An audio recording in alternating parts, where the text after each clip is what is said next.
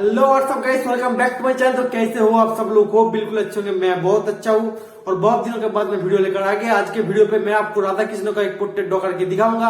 I hope आज की video आप सभी को अच्छा लगेगा। तो वीडियो पे शुरू से लेकर अंत तक जरूर बने रहिए। अगर आप हमारे चैनल पे नए हो तो सब्सक्राइब कर देना मेरे चैनल को और बेल आइकन को जरूर दबा देना। So let's start.